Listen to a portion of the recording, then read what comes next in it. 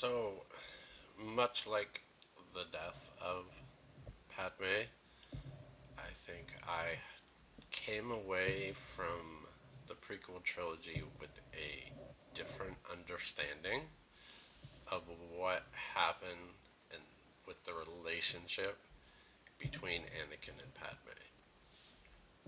Uh, I didn't really get. Well, I understand the criticism, so I can't say I didn't get the criticism. I get it. Um, but it seems to me most of that criticism is more about it not being the relationship they expected or that they wanted to see. Um, and so they were trying to fit what was actually going on in the screen into their idea, and so it came across as horrible. Obviously, I mean, but in my opinion, it is a much more fascinating relationship than people give it credit for, and even more so, like the acting of Natalie Portman and Hayden Christensen in both those roles was so much better than they get credit for, because a lot of people were almost expecting them or interpreting what they were doing in a way that to me like never fit what I was actually seeing on the screen. Mm-hmm. Coffee. Yum. So I think a good place, to start would be that Padme never fell in love with Anakin. At no point in any of the movies was she ever in love with him. Um, she did, of course, had after the very first movie, kind of had like a protective, motherly kind of feeling for him. Considering what they'd been through, she was older, he was younger. This little kid, anyway, as annoying as he kind of was there. She still took it was more of a motherly, protective type of love. So when they get back together in the second movie, and this is what I don't understand, like, how do people miss this? Like, she was clearly uncomfortable with, the way he looked at her, the way he acted around her. Uh, and she even pretty much just said it, like, the way he's looking at her makes her uncomfortable. And for his part, okay, so you have this kid that, I mean, he for when he through the first movie develops a crush on her, um, and again, like, losing his mom. I mean, she didn't die yet, but he had been taken from his mom, and so now uh, Padme kind of, on the one hand, is both a motherly figure and, an attractive older woman, girl. I don't. I think she was a teen, supposed to be. I'm not exactly sure. Anyway, but still. So, and in a way, so he was able to kind of transfer those feelings of his mom onto her, and then after a few years, like, where they're apart, and he's doing Jedi training, so he's not really interacting with people on a normal level. Uh, so he pretty much just has um, Obi Wan and Qui Gon are his like two mentors, but Qui Gon's kind of like being raised by a monk, and Obi Wan, who's again mostly influenced by Qui Gon being his Padawan. Uh, so they're not really equipped to kind of deal with what Anakin was going through. and he most likely never even learned how to express those thoughts and feelings because he's always been taught, you gotta control your feelings, repress your feelings, whatever. And so, while on the one hand he's kind of mythologizing Padme in his mind to the point where he's super nervous to see her again when they're about to see her again. And, excuse me. Uh, so he's kind of developed this sort of kind of one-sided obsession with her, and having no normal kind of interaction with people, and especially women. I mean, the majority of women he would have interacted with, on any sort of consistent basis would have been other Jedi, government officials that he was coming into contact with. So by and large, women in positions of authority, and it was more of like a professional, or at least he's not even officially a Jedi or anything. And anyway, so yeah, so he's growing up in that kind of environment. So he has no idea what to do with these feelings other than just they become an obsession for Padme, and that's so when they meet again, that's kind of the dynamic you have is she's expecting cute little Anakin, even though I mean she knows he's older now, but he is an obsessed teenager with hormones and no ability to really control his emotions. Uh, Not those emotions anyway. So yeah, and it's very obvious in the way they act, especially. And I thought Hayden Christensen actually does a great job. A lot of people criticize like the corny dialogue, but it's like, yeah, he's basically an incel. I mean, essentially, before incels became a thing, Hayden, or Anakin anyway, um, was celibate. He's a Jedi in training. I'm sure he was celibate at the time. Uh, and but also, again, his interactions with other people, and especially women, were not the norm. So he did not develop the ability to really communicate. And, because you see, like, on the one hand, he's willing to jump out of his car, the super fast flying cars, and do all this crazy stuff. Um, but standing next to Padme, he's just kind of frozen. His brain doesn't work properly. He's, you know, uh, that obsession that he's already developed kind of has him twisted. So he's just kind of like any other kind of fumbling nerd that just doesn't have confidence around women, and especially women he's attracted to. And his male role models, that's not really skills they would impart to him. Um, and I thought it really comes across to me very clearly in the way Hayden is acting.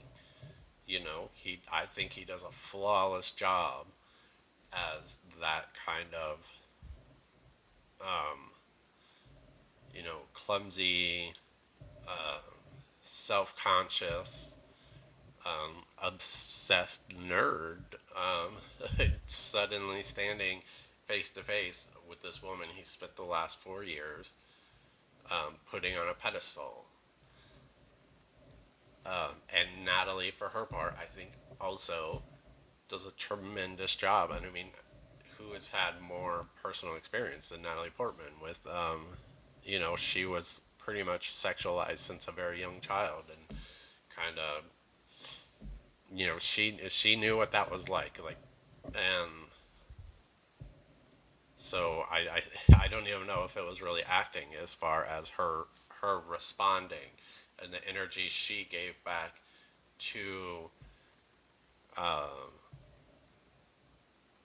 Anakin's energy.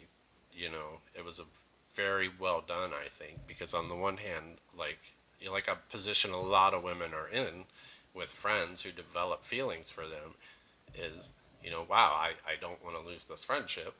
You know, we have this bond, but now all of a sudden, like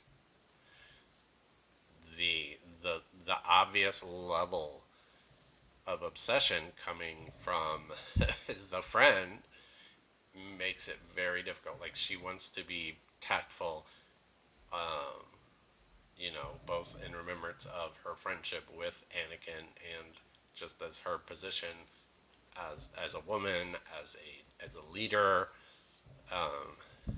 She's trying to be diplomatic, and to not hurt him, but at the same time, like it's so obvious. It's so crazy obvious how uncomfortable he makes her when they first, all the way up, pretty much all the way up till they get married. Um,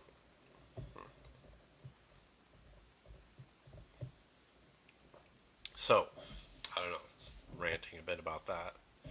Let's get to that. Why would they get married then? Um, and basically that really comes down to the Force, the dark side. You see, as their relationship develops, they never really grow any closer. She's still very standoffish. He's still trying to push, but very uncomfortable with it. Obviously, very obsessed. And then, so as he's experiencing these other things, though, and especially like if you watch, this is kind of their relationship and the back and forth between them, until he goes to try to save his mom.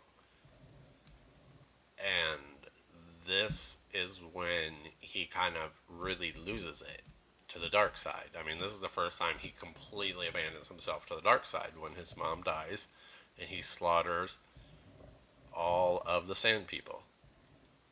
And then when he comes back and tells her, her reaction is, not what you would expect from Padme. It's not. I mean, of course, there is a bit of the revulsion, the thing, but also that's really when their relationship dynamic completely changes and they end up getting married. So this thing, when he tells her, "Yeah, I just slaughtered a bunch of women and children," uh, you know, thinking logically, following, at the course of their normal trajectories and their characters, um, that should have been it for her. She should have been like, get this dude away from me. Like he's extremely dangerous. He's extremely weird. He's very obsessed with me. He's pushing more and more, making me more and more uncomfortable. Instead, she marries him. And it's not like, oh, now I have sympathy. He lost his mom, this poor kid. So he's at this point completely unable to control his dark side powers. So here you have one of the most powerful Force users, if not the most powerful Force user, um, just lost himself to the dark side. I mean, he's kind of brought it back, so he's not fully evil at this point. He's still Anakin, um, but he is almost fully, um, and probably not even aware himself of how deep into the dark side he's already become. So when he gets back to Padme, now you have that extreme obsession he has with her, focusing everything, all of his feelings, all of everything, you know, um, backed by this tremendous power of the dark side, all being directed at her. And as much as I hate drop in a Harry Potter reference, he's essentially a Horcrux in a sense, like with the way the Horcrux affected the Harry Potter characters when they're carrying the necklace. And so imagine that she's like stuck around this, um, and on probably a very lower level, this has been going on the entire time. His obsession with her and his inability to really fully control his emotions and his the force powers um, has probably subconsciously been affecting her this entire time, but not to the point. I mean, it's where she could feel it, like subtly, but not really put a finger on it. There's something really, really weird going on. Uh, but now you have pretty much hitting her like full force. And basically, it's like the Jedi mind trick, but dark side version. And he doesn't even know he's doing it. He doesn't know he has the ability to do it. He's not trying to do it. He's trying to get her to fall in love with him. And so those intense urges, backed with the power of the dark side, that is completely just running through him like a freight train, directed squarely at her. And that is why you see the change in her. Her mind is clouded. Um, so, and that's where it becomes now a lover relationship, not because she's actually in love with him, but because she's not thinking clearly. She is basically intoxicated by the dark side and unaware of it, and he's doing it to her unaware. Like he genuinely wants her to love him back. So when she begins to reciprocate, that doesn't make things better for her. That actually, that's really just going to cause his emotions to ramp up, to 11. So now it's even worse. So that's why they end up getting together. It's not because she fell in love with him. There is nothing in those movies that would back up the idea that Padme, upon hearing Anakin had just slaughtered a bunch of women and children, it now has the hots for him. Like, there's no. But, so if her mind is severely clouded by the Force, it makes so much more sense. So it's not exactly voluntary, and that's to me like I mean that dynamic of their relationship leading up to that, you know, to where he's not the hero of the story at any point in the story. Anakin is not the hero. This is not the story of hero Anakin winning the girl or yeah. I mean he's at no point he's more should be at best regarded as a somewhat sympathetic figure because of the traumas he faced, the hardships he's faced from pretty much the time. I mean, he was born a slave to a single mother, and then is taken away from her. Is has a lot dropped on him. Not just we're going to train you to be a Jedi. It's you're the one. And by the way, the other rest of the Jedi Council doesn't really even want you around. So all these people you idolize, they really there's no reciprocation there. They're kind of worried about you. They're kind of scared of you.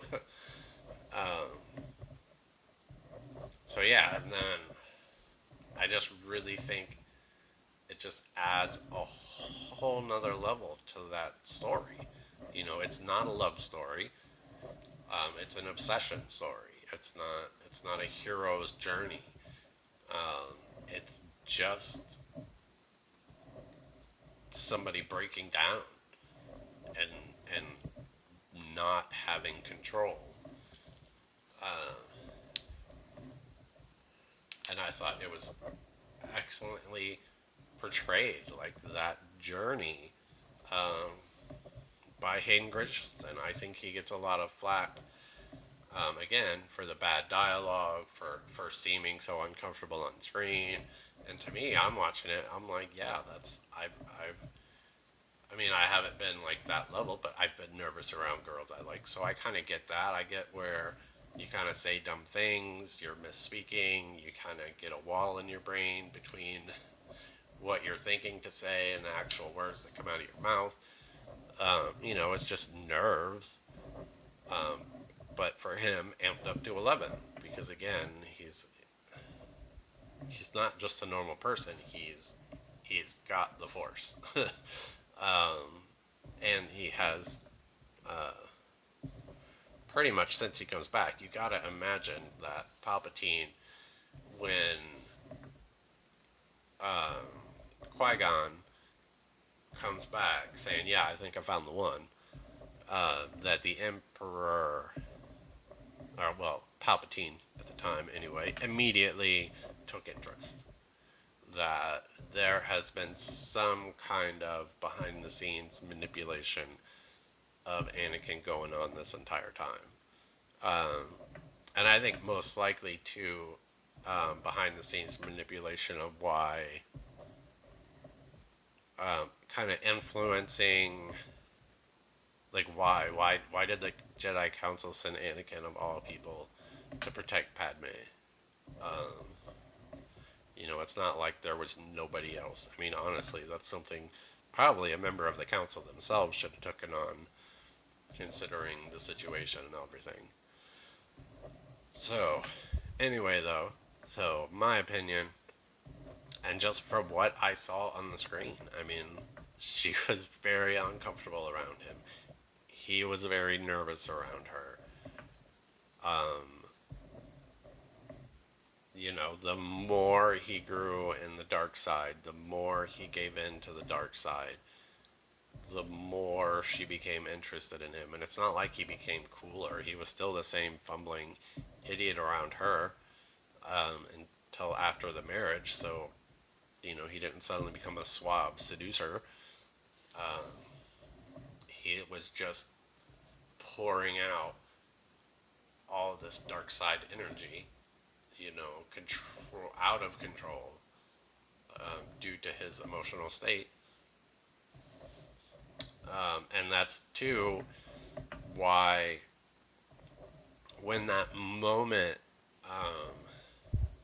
when she confronts him at the end of the third movie and realizes that he had actually killed all the Jedi children, that for the first time she's seeing him clearly. Like, look at the way she looks at him. She is, for the first time since he came back from killing the Sand People, she is finally um, viewing him as he really is, unclouded. She finally breaks away. Um, and his response is, as the typical kind of obsessed abuser, which he definitely is. uh, Manipulator at any rate, until he grabs their throat. And well, I mean, he murdered a bunch of children, so I think we can safely say he's an abuser. But as far as in the relationship, um, you know, because he had been manipulating her, now his manipulation had ended. Like he lashes out, um, and that's why she ends up in such a fragile state. Because you got to think about it. So she's had this intense dark side force sort of controlling or at least clouding her brain, um, for months, if not, I'm not really sure how long there is between their marriage and the end of the movie, but or the end of the series, but again, long enough that it's very intense. And then all of a sudden, that moment of clarity, which had to be utterly crushing because like everything suddenly is starting to make sense. and then she's almost choked to death, and then she gives birth to two kids. Um, I think she's in a very extremely fragile state at that moment. That it is extremely easy for the Emperor to reach out using his force powers, push her over the edge, and kill her with the force from a distance with pretty much no effort at all. So, anyway, that's my thoughts on that. Um, Again, I think Hayden did a great job. Natalie did a phenomenal job. It's actually an incredibly interesting story. Is it a good story? Is it a happy story? Is it, you know, no, but it's a fascinating portrayal you don't really get to see on screen. The main hero wasn't really the hero. The And honestly, that's why I think so many incels and people like that really hate the prequels, because the whole time they're watching the movie, you know, they're sexualizing Natalie Portman. They're kind of, they're Anakin, Hayden Christensen as Anakin is doing a great job of portraying them, and they don't like it. Like, he's holding up a mirror to a large part of that obsessive kind of worst segment of Star Wars fans that believe they own the series and that, yeah, anyway. But yeah, so he's holding up a mirror. Like, this is what you freaks are like, you know? Um, that they're actually sitting there sexualizing her and kind of obsessing over her, while at the same time being shown how gross that is and that it doesn't lead to anything good. Best case scenario, there is no best case scenario there. Um, and that's why so many people, I think, so many guys of a certain ilk really, really despise the Star Wars movies. And that's now. And that's why they went from Star Wars was the greatest thing ever to criticizing every aspect of it and calling it woke and calling it blah blah blah blah blah, and just not even really looking at what's going on, because there's a very raw, real interpretation of them that they don't like to see. Okay, anyway, long enough, almost a half an hour. Holy cow! All right, thank you for listening. Bye bye.